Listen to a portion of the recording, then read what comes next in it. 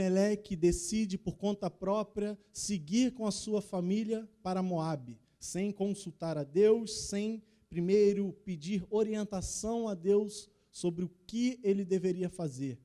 E essa escolha acabou atraindo, acabou fazendo com que aquela família passasse por situações muito pesadas, situações de perda, de morte, onde Noemi e suas noras foram mulheres que acompanharam de perto o sofrimento e a perda de seus maridos.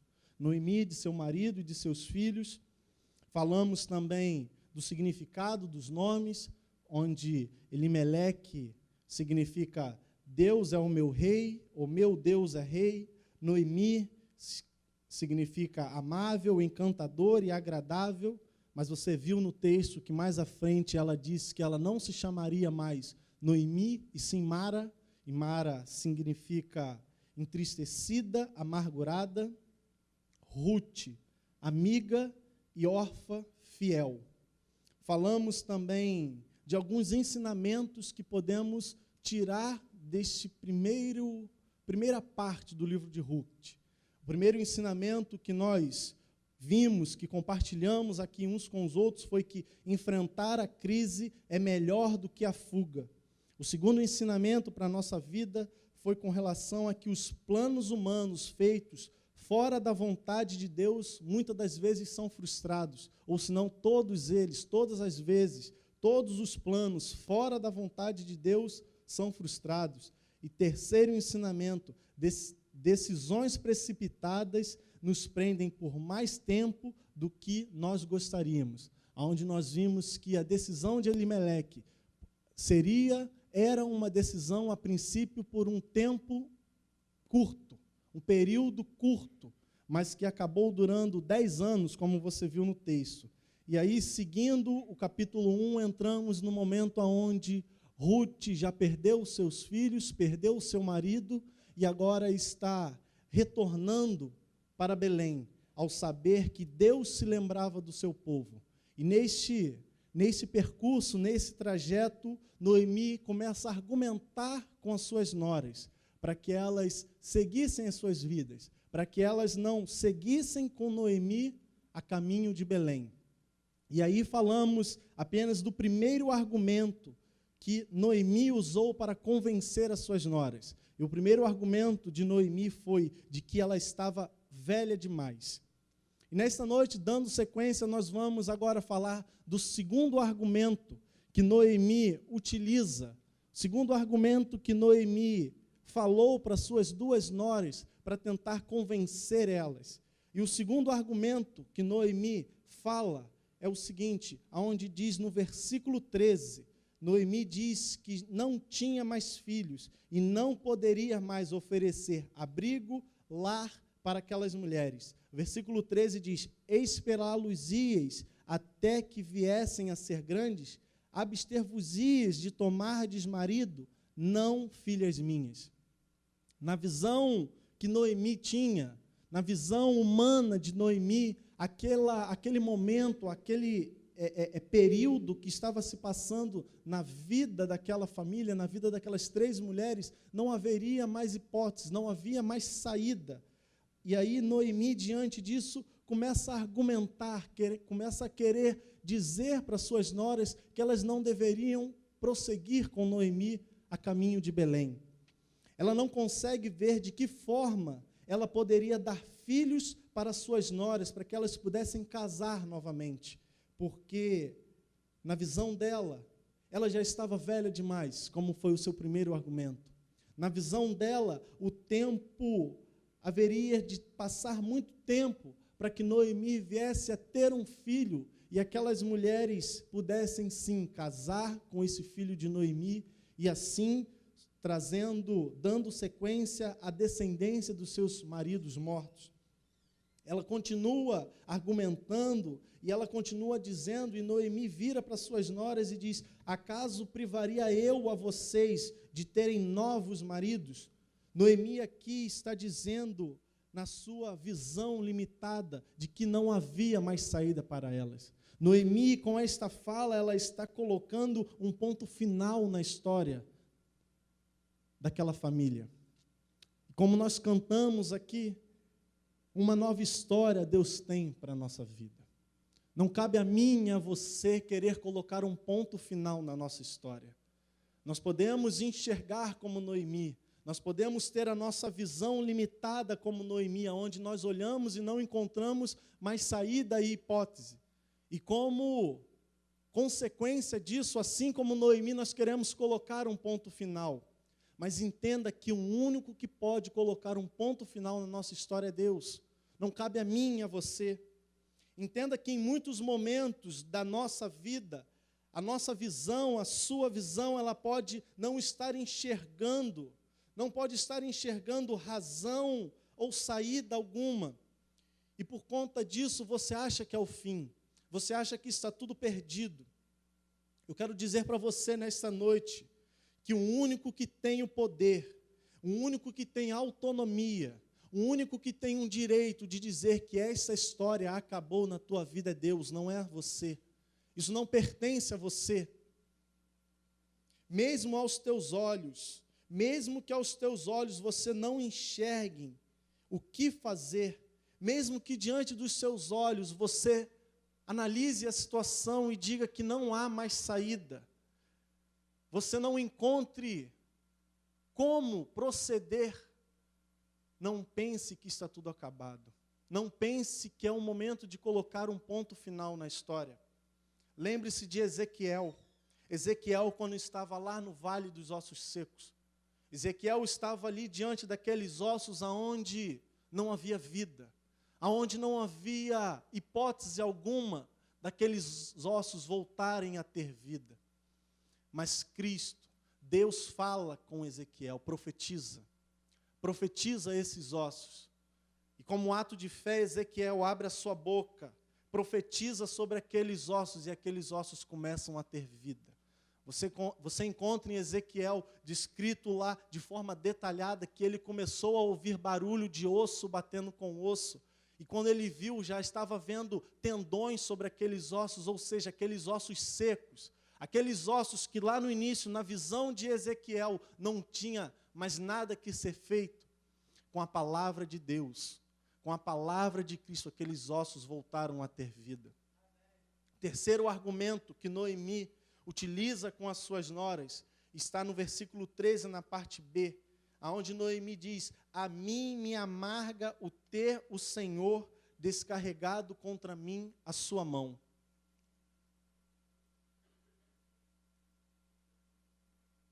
Noemi aqui, ela se acha injustiçada. Noemi aqui, na sua visão, ela se acha injustiçada diante de Deus. Pois ela está atribuindo, ela coloca como responsabilidade toda aquela tragédia que ela viveu, tudo aquilo que a sua família viveu em Moabe, como sendo culpa de Deus.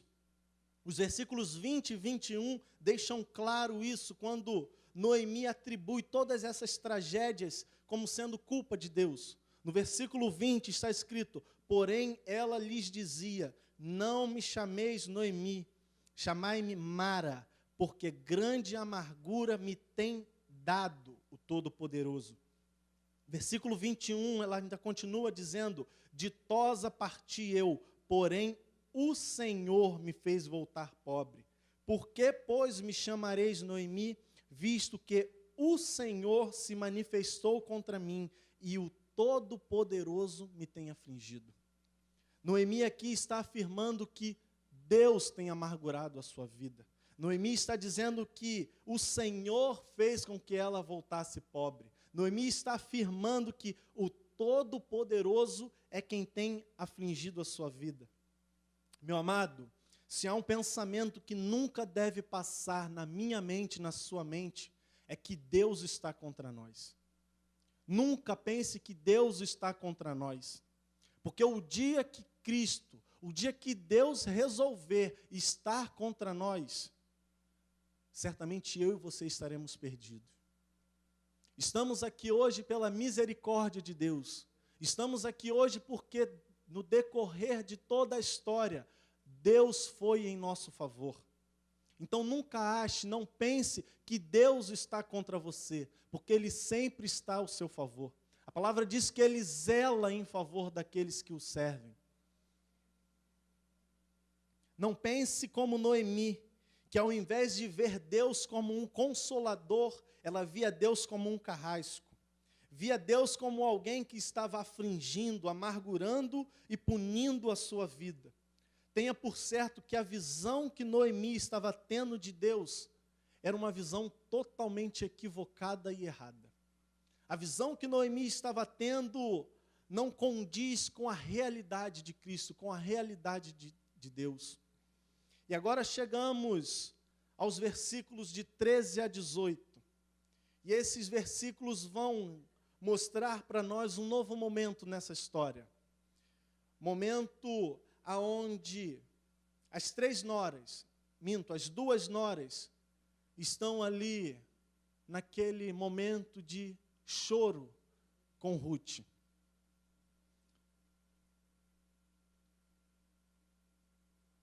De maneira bem resumida, o que podemos dizer dentro desses 4 versículos é que aquele episódio ali era um episódio de despedida, aonde, na ideia de Noemi, ela haveria de despedir as suas 2 noras, cada uma a sua terra, e seguir sozinha rumo a Belém. E Orfa dá um beijo em Ruth e se despede, mas Ruth, ela mostra completamente o oposto de Orfa. Ruth mostra que mesmo diante da atitude da outra nora, ela não abandonaria Noemi. Ruth diz que ela estava seguindo Noemi até o fim.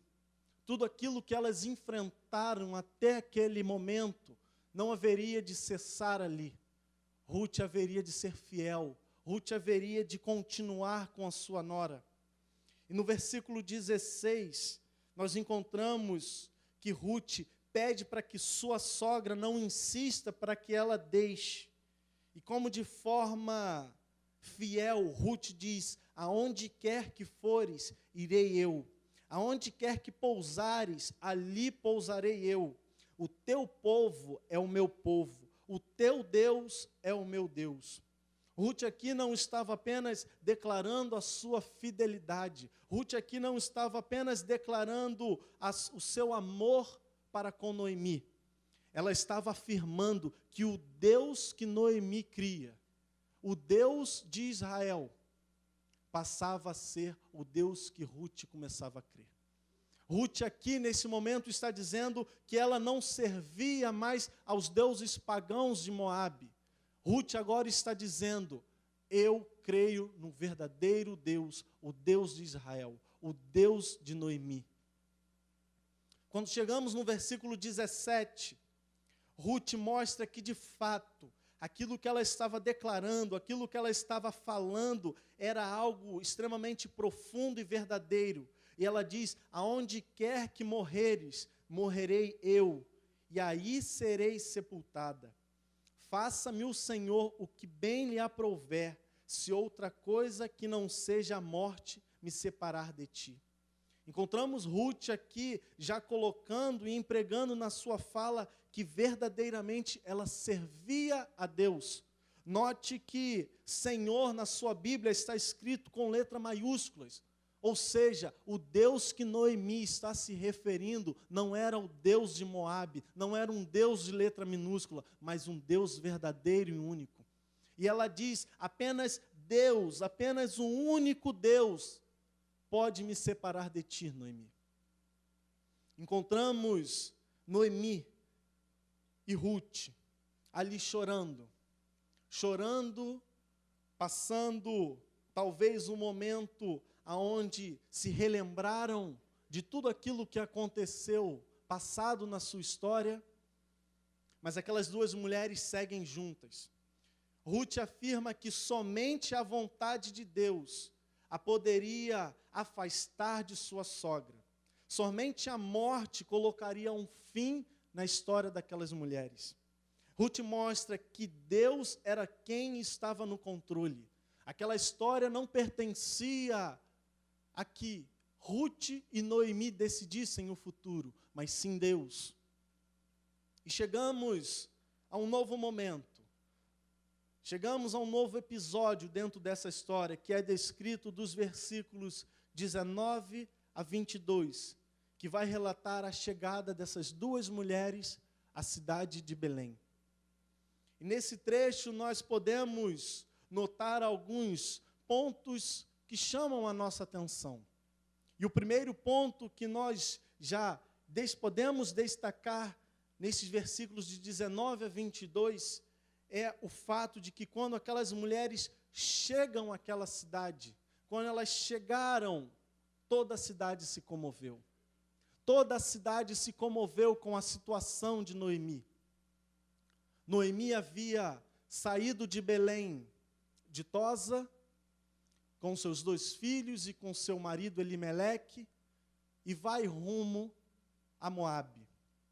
E passado o tempo, Noemi agora retorna a Belém, pobre, sem seu marido, sem seus 2 filhos, e como se não bastasse, com mais uma viúva.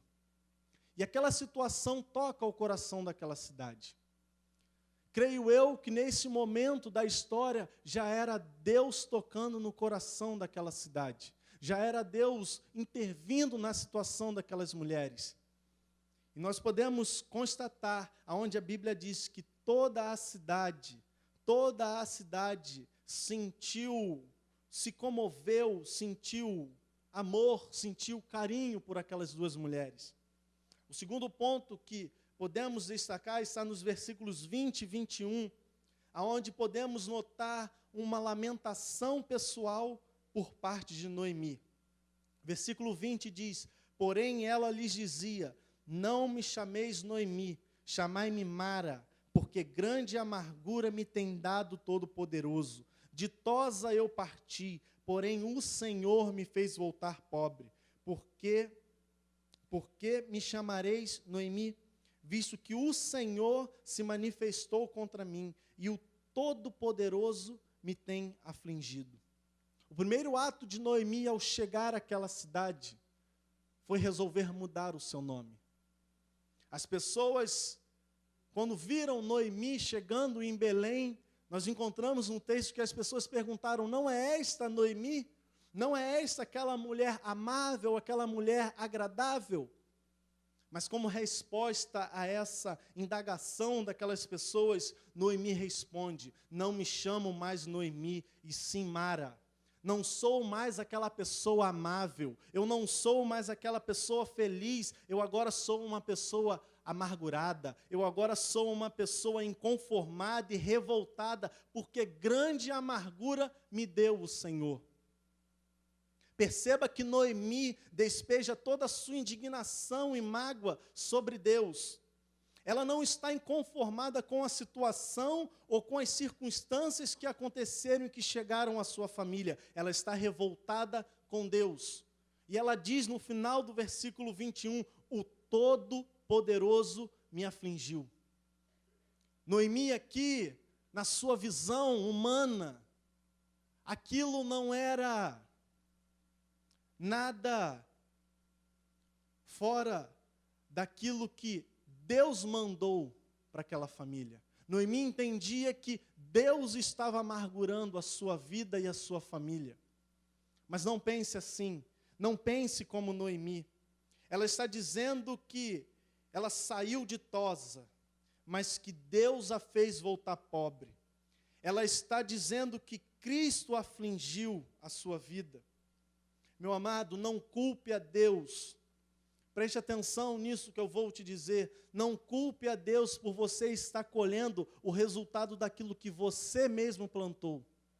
Não culpe a Deus por você estar colhendo aquilo que você decidiu individualmente para a sua vida sem consultar a Deus.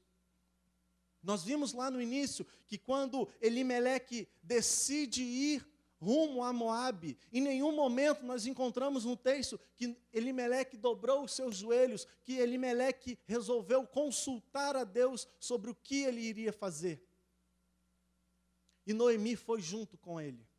Noemi também poderia ter dobrado os seus joelhos, ter orado a Deus. Noemi poderia ter sido uma mulher sábia, aquela que edifica o seu lar e dizer: Elimeleque, não é aquilo que Deus quer para a nossa família.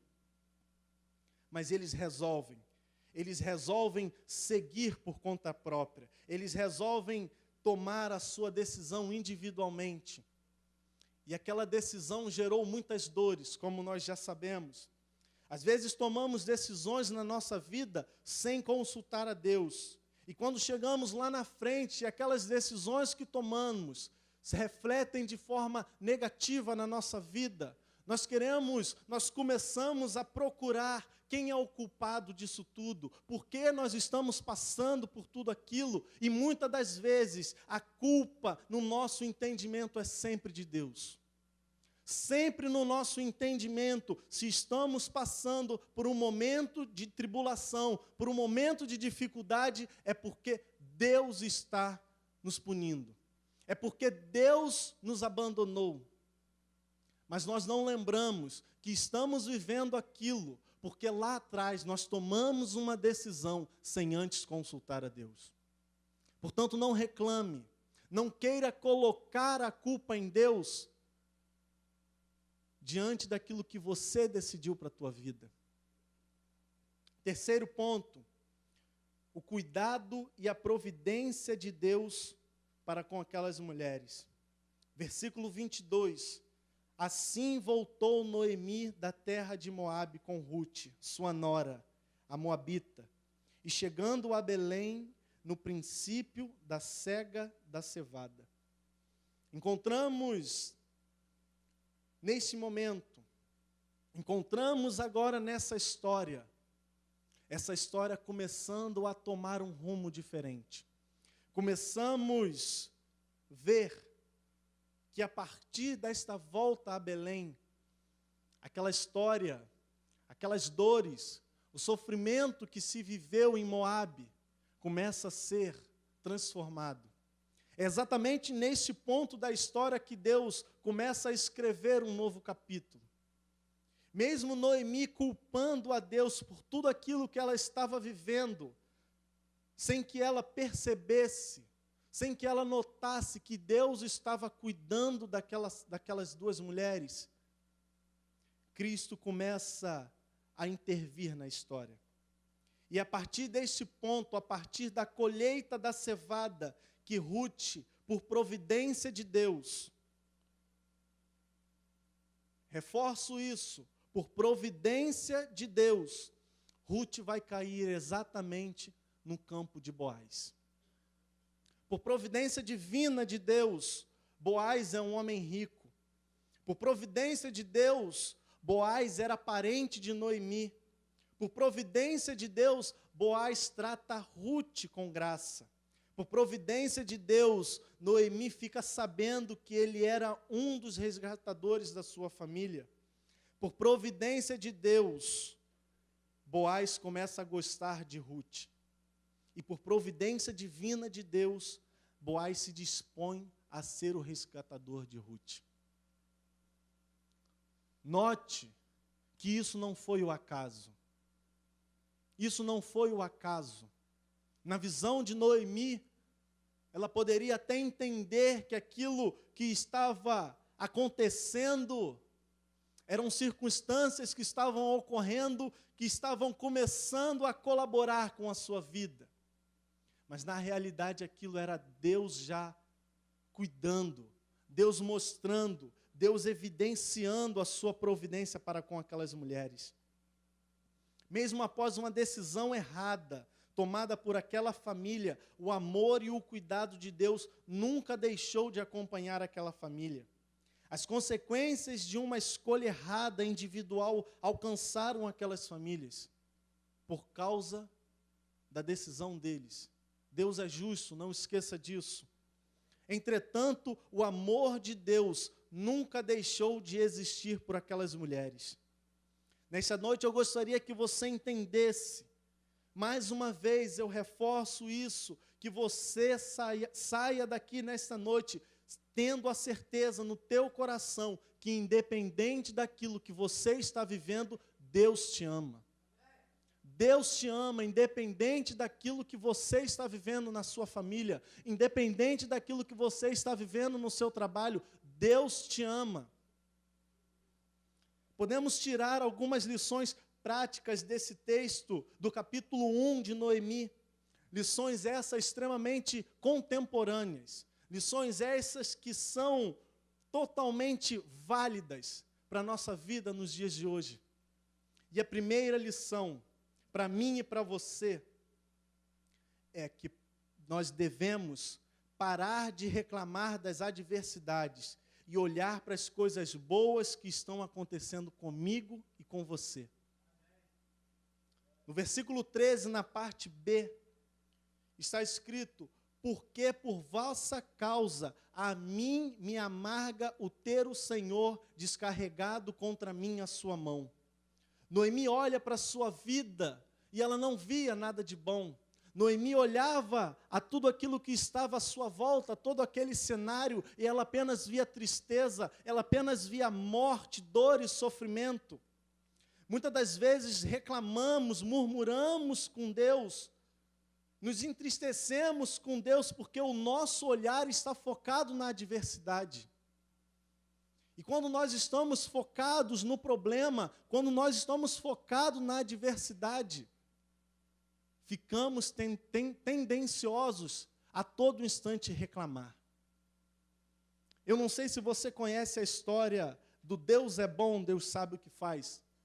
Alguém conhece essa história? Havia um rei que tinha um auxiliar, um súdito.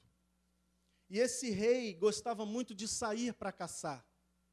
E um belo dia esse rei pegou o seu auxiliar e foi realizar a sua caça, como ele sempre gostava de fazer. E esse auxiliar era aquele homem que preparava, que engatilhava a arma para o rei, para que ele pudesse dar o tiro. E aquele rei avistou um animal e sinalizou para o seu auxiliar, e o seu auxiliar preparou a arma e entregou ao rei. E no momento em que o rei atirou, aquela arma falhou, e o tiro saiu pela culatra, e o rei veio perder um dedo. Aquele rei se irou muito,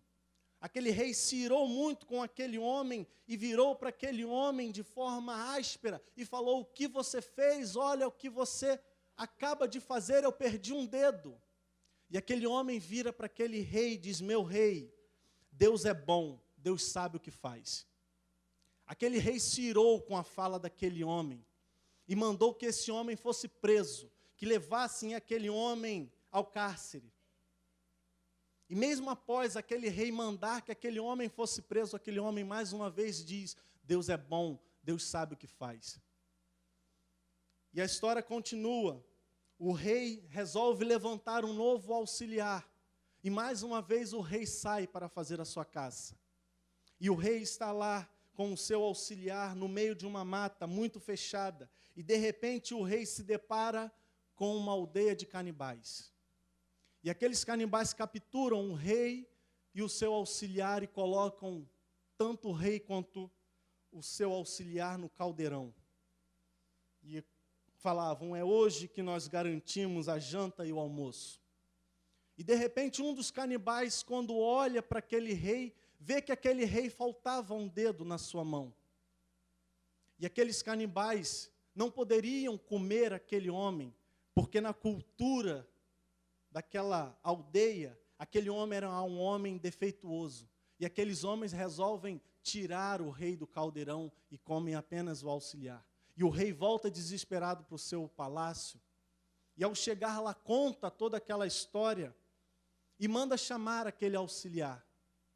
E aquele auxiliar chega novamente diante do rei, e o rei conta toda a história, e mais uma vez o seu auxiliar diz: meu rei, Deus é bom, Deus sabe o que faz. E o rei indignado vira para ele: você só sabe falar isso? Eu estou contando aqui que eu quase morri, que um outro auxiliar foi morto, e você só sabe dizer que Deus é bom, Deus sabe o que faz. Aquele auxiliar vira para o seu rei e diz: meu rei, se lá atrás o meu Deus não fizesse com que você tivesse perdido o seu dedo, você haveria de ser comido também como auxiliar. E se o Senhor não tivesse me mandado prender, seria eu que estava lá naquele caldeirão e havia de ser comido por aquela aldeia. Então, meu amado, nunca reclame do que está acontecendo na tua vida. Nunca reclame das tribulações, dos momentos difíceis que você está vivendo na tua vida. Se você perdeu um dedo, faça como auxiliar, Deus é bom, Deus sabe o que faz. Se a luta está difícil, persevere, creia em Deus, continue dizendo, Deus é bom, Deus sabe o que faz. Pare de olhar apenas e destacar os pontos de dor e sofrimento da tua vida. Olhe para o que está acontecendo no geral e ressalte os pontos de regozijo e de alegria que você tem vivido. É isso que vai te motivar a prosseguir. Quando você traz à memória os momentos de regozijo, os momentos de alegria, é aquilo que vai te dar a esperança de continuar caminhando. Noemi estava apenas olhando para as tristezas e se esquecendo que no momento de dor, no momento de sofrimento, ela tinha suas duas noras que a amavam e que choraram no momento em que Noemi disse para que elas viessem a se despedir. Mais à frente na história, você vai ver que as mulheres de Belém vão dizer que Ruth vale mais do que 7 filhos na vida de Noemi. Noemi deveria trazer à memória aquilo que dava a esperança de prosseguir. Segunda lição, pare de olhar para Deus como se Ele estivesse lutando contra você. Veja-o como aquele que luta por você. Entenda que Deus disciplina sim aos seus filhos. Entenda que Deus nos disciplina, mas não como um ato de punição, mas sim como um ato de amor. Como um ato de um Deus que quer sempre o nosso bem. As circunstâncias adversas que acontecem em nossa vida não são porque Deus é um Deus vingativo ou porque Deus está contra nós. Pelo contrário, Deus nunca irá ficar contra os seus filhos. A palavra diz que Ele zela por aqueles que o amam. Terceira lição, pare de aceitar precocemente a decretação das derrotas na sua vida. Versículo 8, disse-lhes Noemi, ide, voltai cada uma à casa de sua mãe. Noemi aqui está dizendo, em suas palavras, é o fim, não temos mais o que fazer, daqui para frente tudo está perdido. O que adianta vocês continuarem caminhando comigo, uma vez que eu não tenho marido, uma vez que sou velha demais para engravidar e poder dar a chance a vocês de dar sequência na vida e trazer a descendência dos seus maridos novamente. Não considere a luta perdida, meu irmão, antes da hora. Não decrete a derrota na sua vida antes que Deus venha falar que é o fim. Não é você, como falamos, não é você que decide o futuro da sua vida, é Deus. Seja persistente, não esmoreça antes da hora. Tenha no seu coração a firme certeza de que Deus é contigo. Não venhamos ser como Noemi, que diante daquela situação, diante da perda dos seus maridos, na sua visão estava tudo perdido. Na sua visão não tinha mais nada o que fazer. E como resultado ela estava decretando a derrota na sua vida. Creia que Deus pode reverter a tua história. Creia que Ele pode converter as tuas lágrimas em sorriso, a tristeza em alegria. Creia que Deus pode fazer de um vale um manancial. Lembre-se de Ezequiel diante do vale de ossos secos. Eu sou uma pessoa que não é muito ligado ao futebol. Tenho meu time, mas não sou o melhor torcedor. Mas tem um episódio no futebol que, no meu entendimento, descreve perfeitamente o que Noemi estava fazendo. Se você bem lembra, alguns anos atrás, final de um campeonato, não vou saber te dizer qual é, mas teve um jogo onde o Vasco e Flamengo estavam na final de um campeonato. Campeonato Carioca. Ele nem sabe qual é a história que eu vou dar sequência, ele já falou que é o Carioca. Pode ser não ser o Carioca, como pode ser o Carioca. Mas vamos lá. E aí o jogo estava num resultado onde o Vasco sairia campeão. O Vasco sairia vitorioso. É o Carioca mesmo? Então deixa eu continuar a história. Tem um nome que eu acho que você vai saber, Petkovic. É o Carioca? Então é o Carioca. Então, estava lá nos acréscimos. E eu creio que a torcida do Flamengo, alguns esperançosos, mas outros já estavam como Noemi, decretando a sua derrota, dizendo, está tudo perdido. Não temos mais nada o que fazer. Mas no último milésimo de segundo, no último, não tinha mais nada o que fazer, o juiz já podia terminar. Eis que surge uma falta. E eis que surge um homem chamado Petkovic. Petkovic. Petkovic. Para você ver que eu não entendo muito de futebol. Petkovic. Aquele homem pega aquela bola, coloca lá de forma toda carinhosa. Que homem! Aí fica com você. Mas aquele homem chuta aquela bola e aquela bola faz um percurso perfeito. Eu acho que não haveria percurso melhor para aquela bola fazer. E aquela bola entra na gaveta.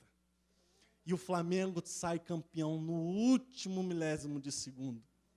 Então não decrete a derrota na tua vida. Não decrete a derrota. Quem sabe Deus não vai enviar um Petkovic na tua vida e vai mudar a história no último milésimo de segundo. Há controvérsias. Mas creia em Deus, meu amado. Creia em Deus. Não decrete a derrota na tua vida antes da hora. Creia no Senhor, creia no Deus que está nos céus.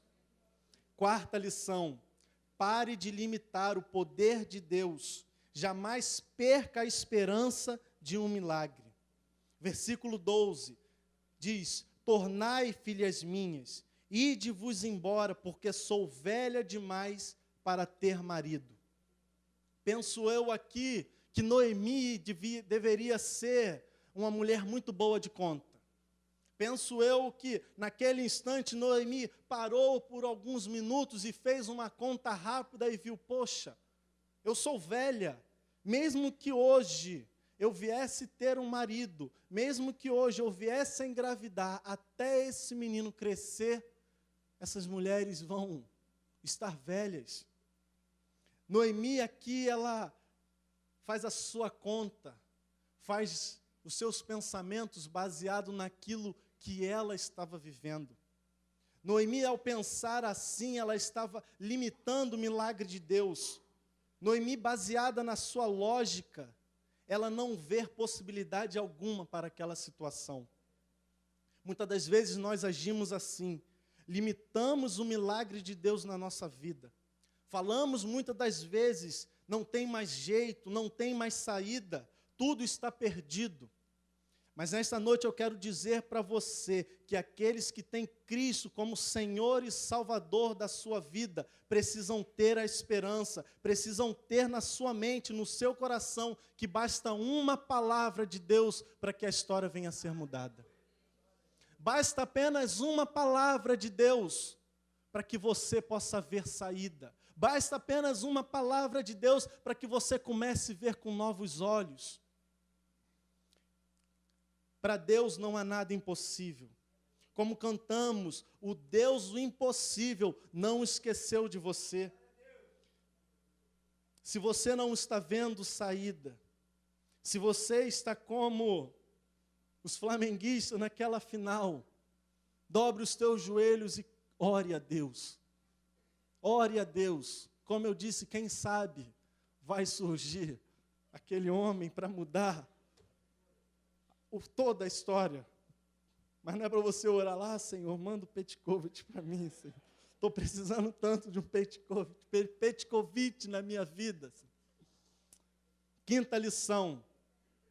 Pare de pensar que pelo fato de você estar passando por uma prova, o seu destino é sofrer. Versículo 20. Porém, ela lhes dizia: não me chameis mais Noemi, chamai-me Mara, porque grande amargura me tem dado o Todo-Poderoso. Noemi aqui coloca a sua condição momentânea como algo definitivo para a sua vida.